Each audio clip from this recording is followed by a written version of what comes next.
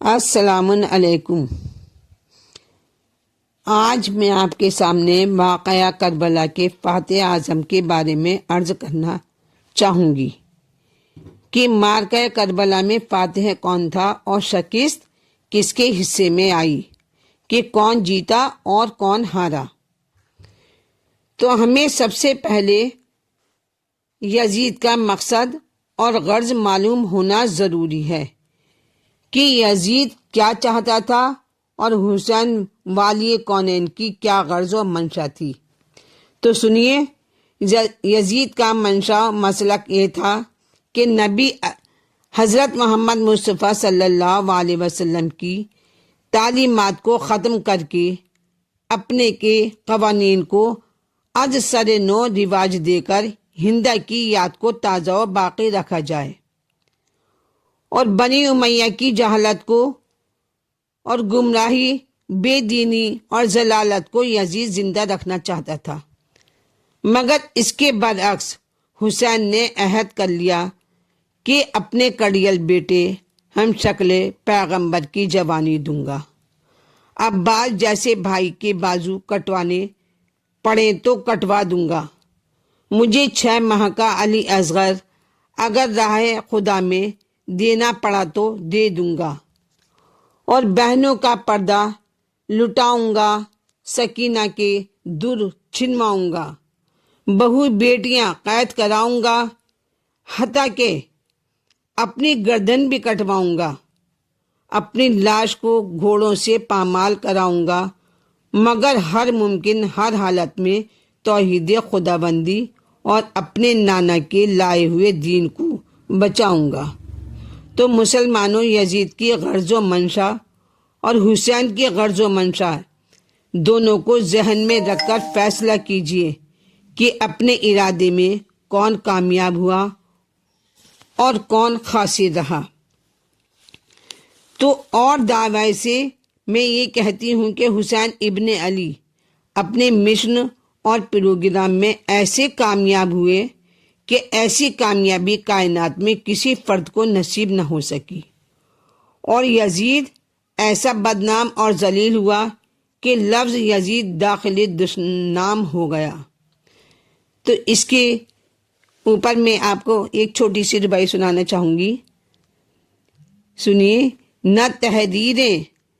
نہ تقریریں نہ پیغام سلام اتنا، نہ تحریریں نہ تقریریں نہ پیغام سلام اتنا، زبان اہل عالم پر نہ آیا کوئی نام اتنا۔ وہ منزل ہے حسین ابن علی کے کارنامے کی، وہ منزل ہے حسین ابن علی کے کارنامے کی، کسی موضوع پہ اب تک نہیں دیکھا کلام اتنا، کسی موضوع پہ اب تک نہیں دیکھا کلام اتنا۔ تو میرے مولا حضرت امام حسین علیہ السلام نے یزیدیت پر 6 کاری ضربیں لگائیں کہ قیامت تک یزید کا نام و نشان مٹا دیا جائے، اور یزید نے اپنی گورنر ولید بن عتبہ کو خط لکھا کہ حسین ابن علی سے میری بیعت لے لو، اگر وہ بیعت نہ کرے تو ان کا سر کاٹ کر میرے پاس دمشق میں بھیج دیا جائے۔ تو ولید حاکم مدینہ نے مروان بن حکم جیسے ملعون سے مشورہ بھی لیا، اور رات کے وقت اکیلے حسین ابن علی علیہ السلام کو دارالامارہ میں تشریف بھی لے گئے، مگر کسی کو جرأت نہ ہوئی کہ کوئی یہ کہہ دیتا کہ حسین آپ یزید کی بیعت کریں ورنہ سر قلم کر دیا جائے گا۔ تو حاکم مدینہ ولید بن عتبہ خاموش نگاہوں سے میرے مولا حسین کی مدینے سے تیاری دیکھتا رہا، مگر روکنے کی ہمت نہیں ہوئی۔ بتاؤ لوگوں، یزید اپنے پروگرام میں کامیاب ہوا یا حسین ابن علی اپنے عزم اور اپنے ارادے میں کامیاب ہوئے؟ تو حکومت کی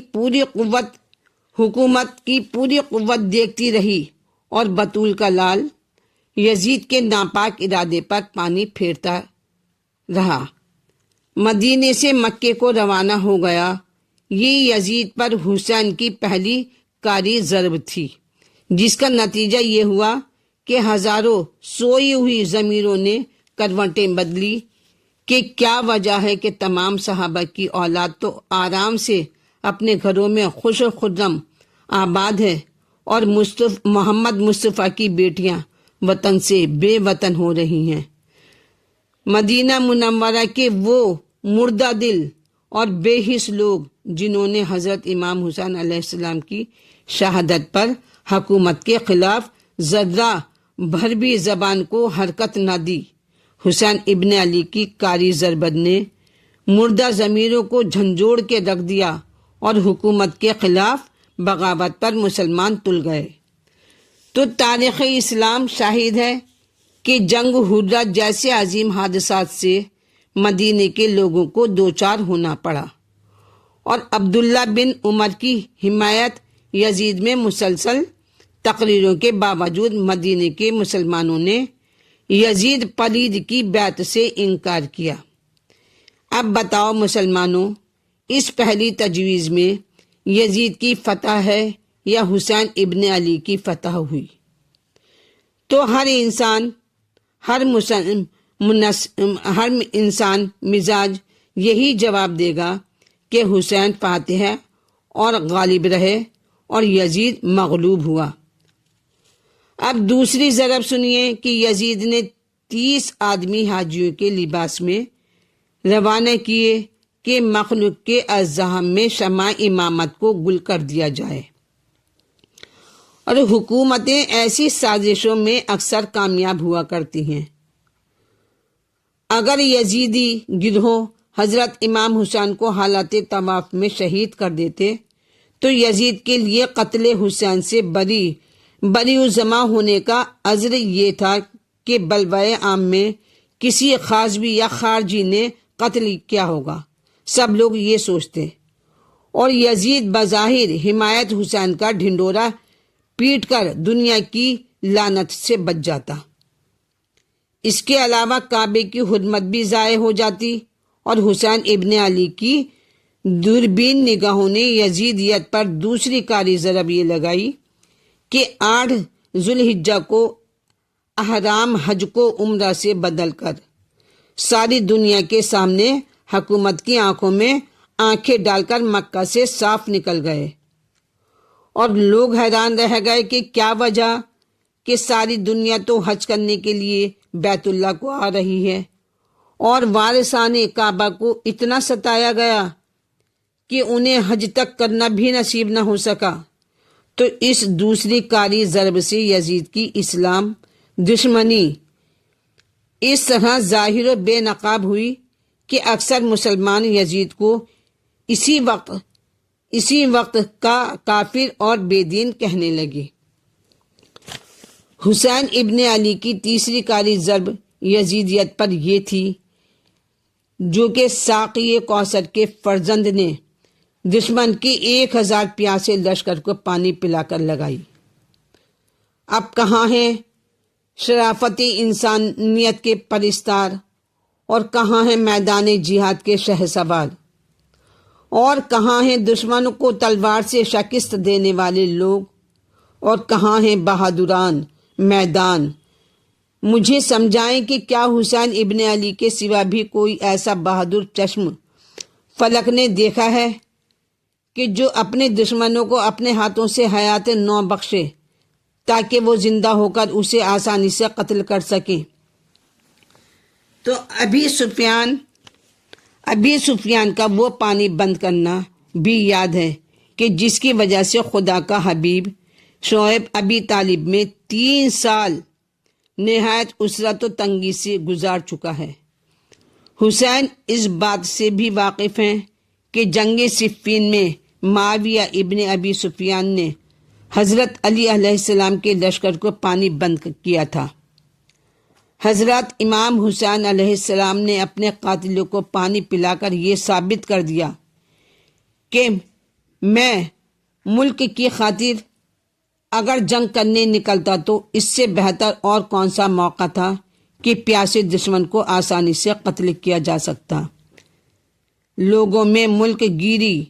کے لیے مدینے سے نہیں نکلا ہوں میں، بلکہ انسانیت و شرافت اور اخلاق و دیانت کی جنگ کرنے آیا ہوں۔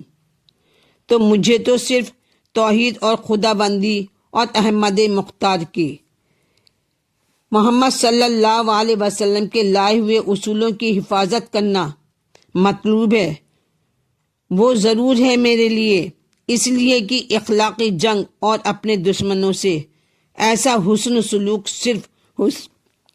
صرف حسین ابن علی کا حصہ ہے۔ میرے مولا کی کھلی فتح اور کیا ہو سکتی ہے کہ دشمن کے 1000 لشکر نے آپ کو روکنا چاہا مگر نہ روک سکے، بلکہ امام حسین منزل مقصود تک آسانی سے پہنچ گئے، جہاں کی مٹی آج سے 56 برس پہلے نبی اکرم نے ام المومنین حضرت ام سلمہ کے حوالے کرتے ہوئے فرمایا تھا کہ جس روز یہ مٹی سرخ ہو جائے سمجھ لینا کہ میرا فرزند حسین قتل کر دیا گیا۔ بتاؤ مسلمانوں کہ فتح کس کی ہوئی؟ کیا فوج یزید حسین کے مٹھی بھر لشکر کو روک سکی، یا حسین اپنی منزل پر رواں دواں پہنچ گئے؟ اور چوتھی ضرب کاری حسین نے یزیدیت پر اس وقت لگائی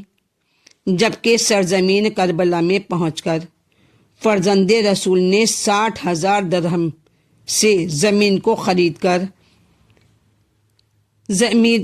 خرید کر کے خیام آل محمد کو نصب فرمانے کا حکم فرمایا کہ بھیا عباس، یہ ریاست ہماری ہے اور ہم اپنے دشمنوں سے محفوظ رہنے کے لیے اس زمین کو اپنی ملکیت قرار دے رہے ہیں۔ تو اگر فوجی یزید نے ہمارے ساتھ جنگ کی تو اس سے وفائی جنگ کرنا ہم پر واجب ہوگی، اور مزاج لوگ یزید کو ظالم اور جابر قرار دیں گے۔ تو مسلمانوں، یزید نے حسین کے خیام پر حملہ کیا یا حسین نے یزید کے علاقے میں جنگ کی، تو بطول کے لال نے اپنی جاگیر خرید کر ثابت کر دیا کہ میں جنگ کرنے کو نہیں آیا، بلکہ حالات کے ناساز ہونے کی وجہ سے مدینہ منورہ اور مکہ معظمہ سے ہجرت کی ہے۔ تو میں کہتی ہوں کہ اگر حسین ابن علی جنگ کرنے کو نکلتے تو مستورات کو ہرگز ساتھ نہ لاتے اور دشت کربلا میں زمین خرید کر اپنے آپ کو محفوظ نہ کرتے۔ جو بھی میری ویڈیو دیکھ رہے ہیں وہ میرے چینل کو سبسکرائب کریں، لائک کریں اور شیئر کریں۔